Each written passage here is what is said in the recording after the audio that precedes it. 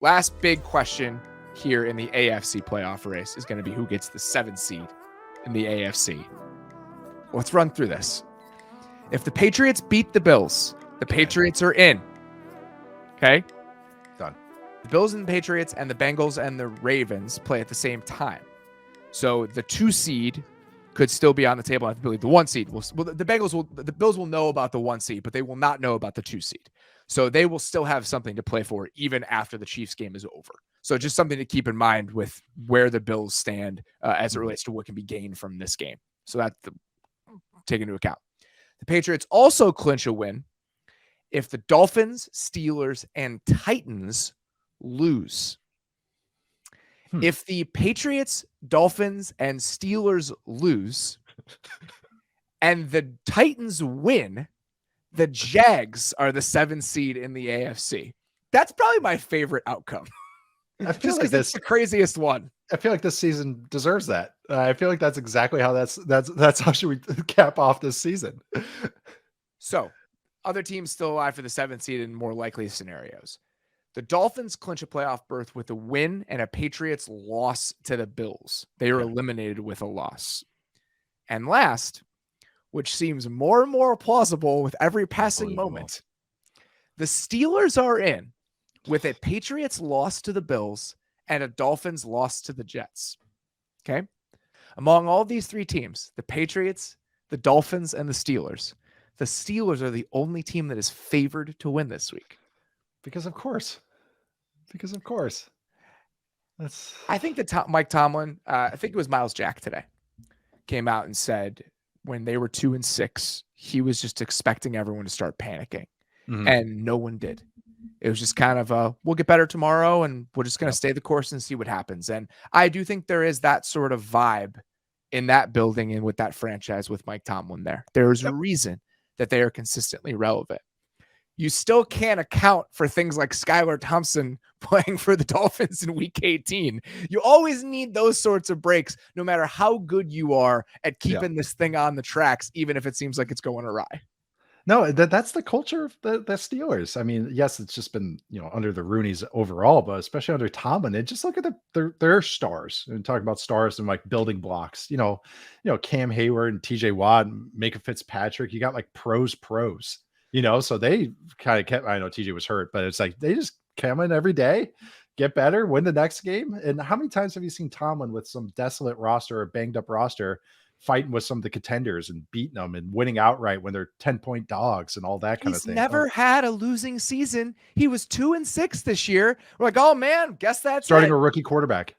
Guess that's it. Yeah, with just that losing season thing, it's over. It was a great run for Mike Tomlin Steelers, never having a losing season. They can do it again. We had 3 favored to win this game. It's unbelievable. We had 3 tombstones. We had the Steelers, we had the Bucks, and we had the Packers. All of them just got shattered afterwards. But no, it's unbelievable. I mean, they compete their asses off every game they're in. They fight every game. Their defense keeps them in it. And their offense does enough. It's remarkable how they're just a professional team. Like, that's the best way I could put it. They're just a very professional football team led by one of the best coaches ever. Like, really, Tomlin just deserves every credit. Every ounce of credit he gets, he deserves. So the big question for me with these games, how hard are the Jets going to play? The Jets are eliminated. So the Steelers need the Dolphins to lose, even with Skylar Thompson.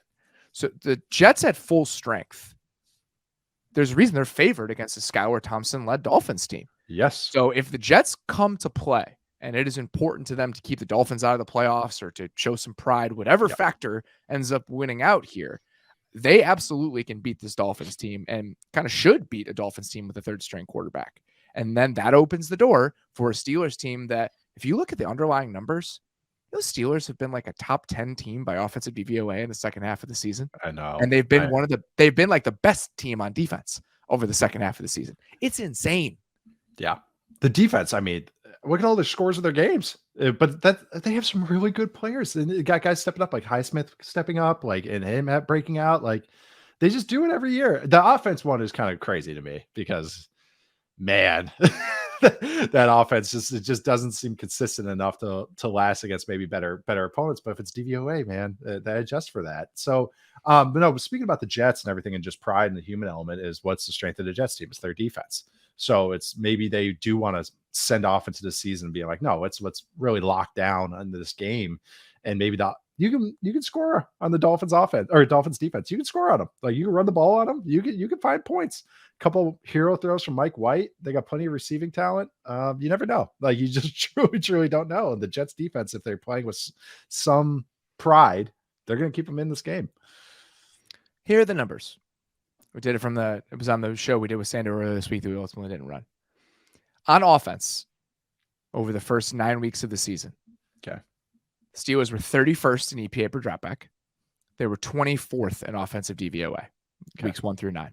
Weeks 10 through 17, the Steelers are 9th in EPA per dropback on offense. They are 11th in offensive DVOA over the second half of the season.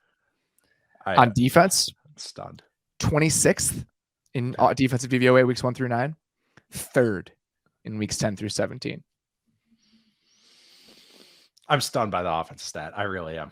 The defense, I believe. The offense, what I don't know. I'm denying it. But hey, that's the Steelers. God, it must be so annoying to be an AFC North fan, like, for another team. It's like you with the Packers. I get it. Yeah, I understand that feeling. Yeah, but at least all the AFC North teams outside of the Browns, if you're a Browns, the Browns, there's a whole different conversation going on. That's and also them losing and letting the Steelers in. That's a tough one. But at least the Bengals and the Ravens are going to be in the playoffs. So if you're a fan of one of those two teams, it's fine. But if you're a lifelong Browns fan, and this 1 year where the Steelers seemed like they were going completely off the track, and you're like, oh man, at least the Steelers aren't going to make the playoffs. And then you could lose to the Steelers in the last week of the season and have them get in again in the year where they were supposed to be a train wreck. That is frustrating. Yes. When they're supposed to have a top 10 pick. Well, I swear Mike Tomlin willed it into existence. He's like, no, we're not, like, I don't coach rebuilding teams. I only coach playoff teams. So you guys better get to my level. That's what it feels like he did to the whole team. He's like, I don't do this. I know you're saying that as a joke. I think that's exactly what happened. I think that's exactly right. Right. Like, that's kind of what he did. He's like, no, we're not blowing this up. We're not like a youth movement. No, we're winning games. And sure enough, that's what they did. And I have no idea what the ceiling looks like. No, with that plan, but the floor has proven again to be very, very high. The Tomlin floor. I know it's the Tomlin line. It's better than the Mendoza line, so I don't want to use that. It's way better than that. I'm trying to think of an air of competence. He's like Spielberg. You always know you're going to get like 80% of Rotten Tomatoes out of him. That's a pretty good comparison, actually. That's what I'm going with. Some real highs, but then he's always going to be competent. He's the post. This season was the post for that's what this always going to be watchable, even if it's not great. That's what it is. Couple good actors in it. You got Meryl Streep in there. This is Hayward.